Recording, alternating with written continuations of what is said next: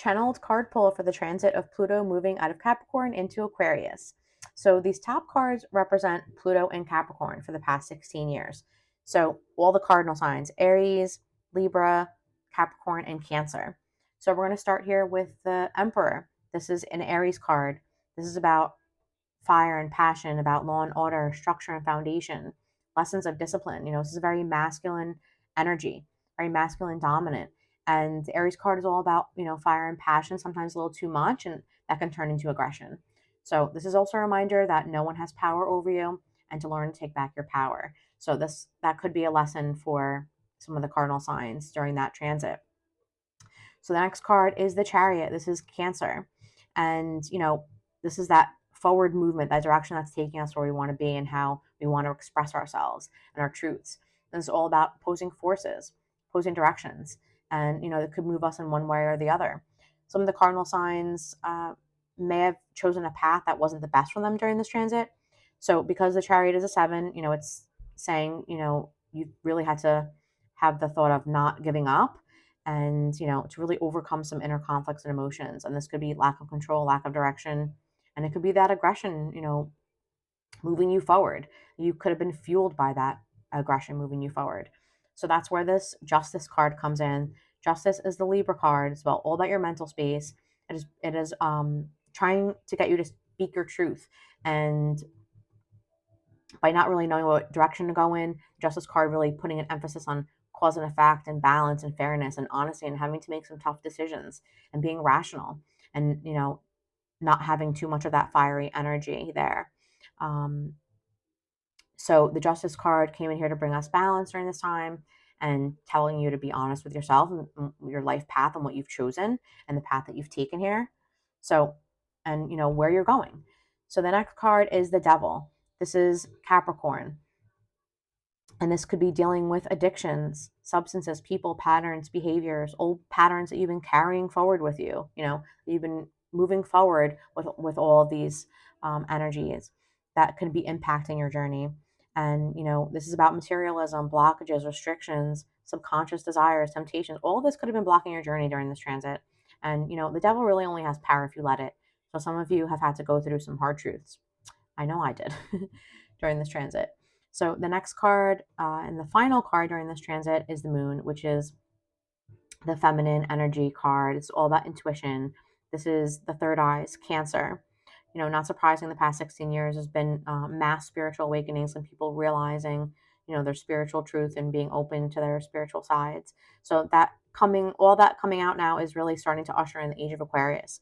And the Moon card is all about our cycles of life and any emotional trials and tribulations that we've had to go through. And we really had to reflect and go into our inner world and do shadow work and realize our dreams, realize we're ready to face our shadow side and our weaknesses and ready to step into our power.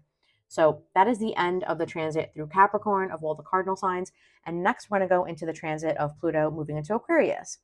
And this is all the fixed signs, Taurus, Leo, Scorpio, and Aquarius.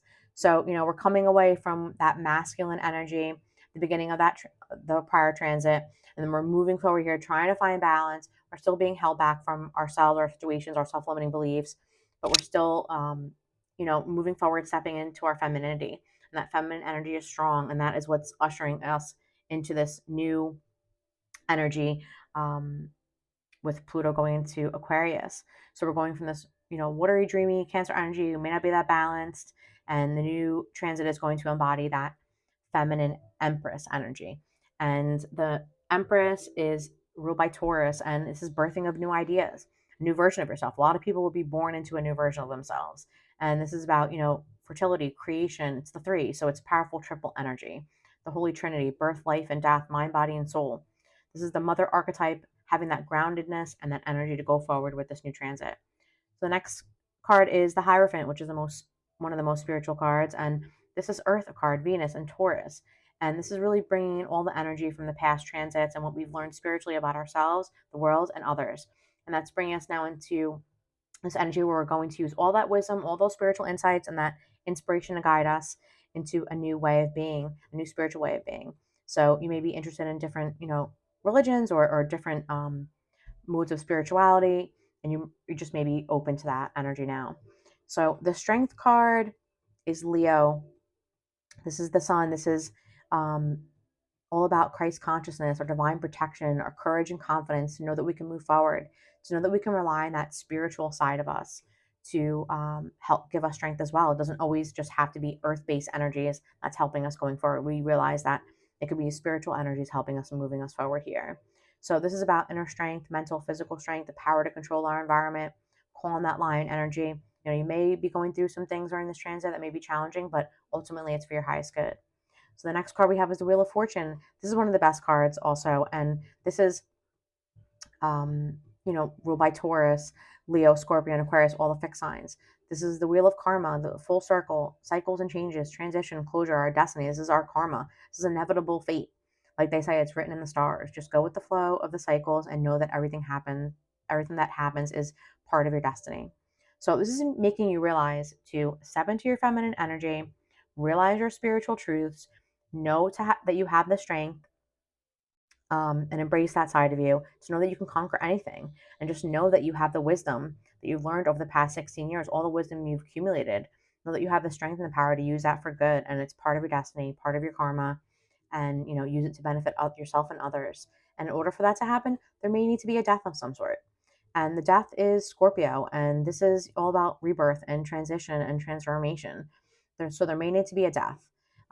This is like, caterpillar to the butterfly. This is the end of a cycle, end of a chapter, letting go of what no longer serves you, realizing that things need to end in order to bring in something new and something better. So the next card we have is the Tower. This is Scorpio. So this is, if people weren't ending things and learning from their karma and their past mistakes, if you weren't learning during that transit, Pluto and Capricorn, you may have a Tower moment coming for you. So this is about destruction, disaster. It could be a release. It could be a dramatic shock that brings enlightenment to you. The breakdown of weak foundations, unexpected changes. It's well overdue, but you will rebuild. It's like something may not turn out as expected, but it's much needed. And what's beautiful is the card right next to it is the star. And the star is all about miracles and wishes and dreams being fulfilled, hope and faith, that guiding light that's helping us.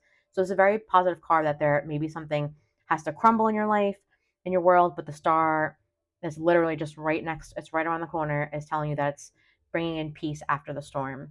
And, the danger has passed. So now good things are coming forward. So next we have the Sun card, which is another very positive card. This is Leo, and this is joy and freedom, our life force energy, our self-confidence, and our self-value. This is making us realize that, things have had to crumble, things have had to end, and cycles that we've had to end, that things are coming really to make us realize our self-value and our self-worth, what we're worth, and what we put our energy into.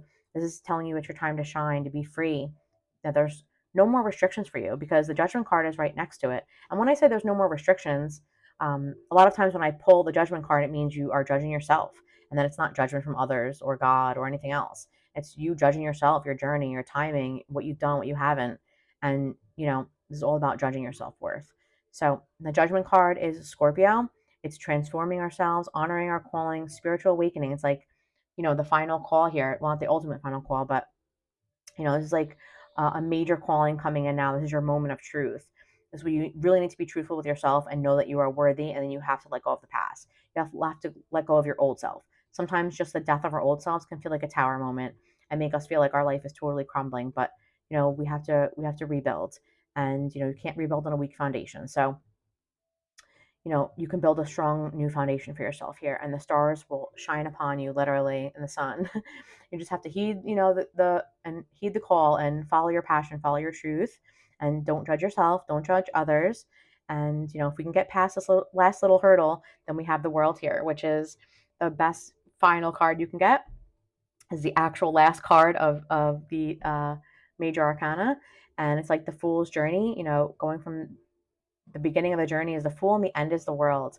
And it's like the world is your oyster here, and you can accomplish, have that accomplishment, and in a metaphoric sense, going from student to teacher, learning all those things and being able to teach yourself or teach others and share that wisdom, and share your gifts with the world, and you could be happy and fulfilled and feel that harmony within yourself and others in your life. So that is my take on Pluto's transit from Capricorn into Aquarius, and I'm very excited for this transit. I hope you all enjoyed this reading and it helps you in some way navigate through these transits. I love you all.